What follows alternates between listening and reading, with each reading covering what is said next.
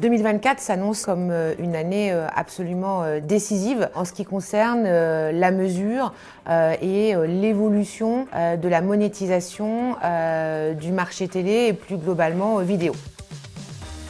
La première raison, c'est que le digital a changé de manière structurelle et structurante la consommation vidéo. On s'aperçoit que le modèle financé par la publicité va être le modèle dominant en termes d'appréciation de la monétisation de la vidéo au niveau mondial. En 2024, avec Médiamétrie, il y aura la possibilité déjà de travailler la couverture dédupliquée entre une campagne télé et l'environnement IP télé des broadcasters. Et à partir de fin 2024 et 2025, et ceci est un appel officiel, nous espérons que l'intégralité des acteurs qui font de la vidéo, y compris les acteurs US, comme par exemple YouTube, rejoignent cette mesure cross-média.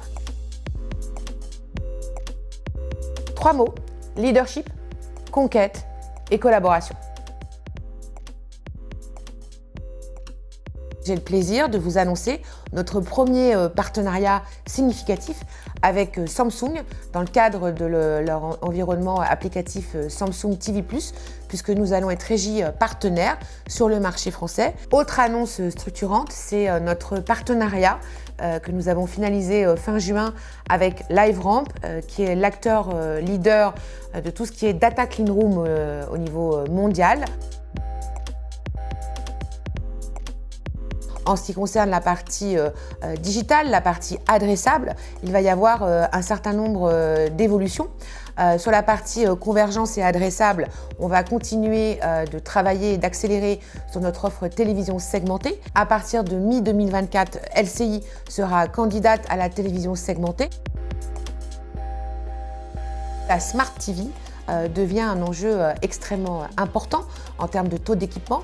Aujourd'hui, en France, c'est à peu près 15 millions de foyers qui sont équipés d'une Smart TV. Donc, tout au long de l'année 2023, nous avons donc connecté, entre guillemets, notre environnement MyTF1 au sens large avec ces différents acteurs et équipementiers télévision. Et donc, à ce jour, nous sommes connectés à plus de 95% du parc. Donc, c'est en soi une belle avancée.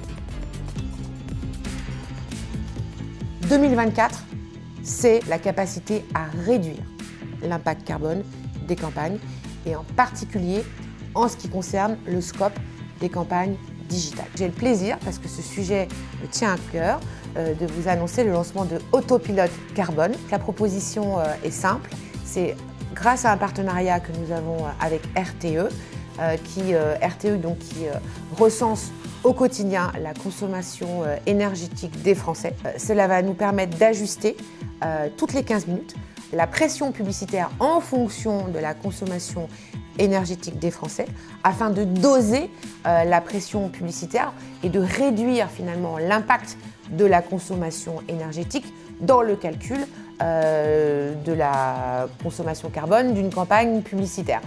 En moyenne, cela va permettre de réduire de 3,7% du calcul de la campagne au niveau de la consommation carbone liée aux critères énergétiques. Deuxième point, une offre low carbone qui va permettre aux annonceurs qui le souhaitent de pouvoir avoir accès à un package clé en main. Donc une offre qui va permettre de réduire soit de 14% l'impact carbone de sa campagne digitale ou de 32%.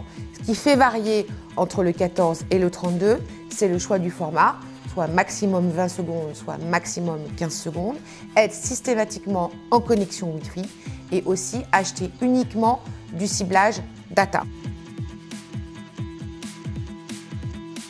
Quand on parle de télévision linéaire, il y aura effectivement des paramétrages en ce qui concerne des offres d'ores et déjà existantes comme le MPI hybride ou le MPI Priority, et également des paramétrages en ce qui concerne des indices de saisonnalité ou des indices format.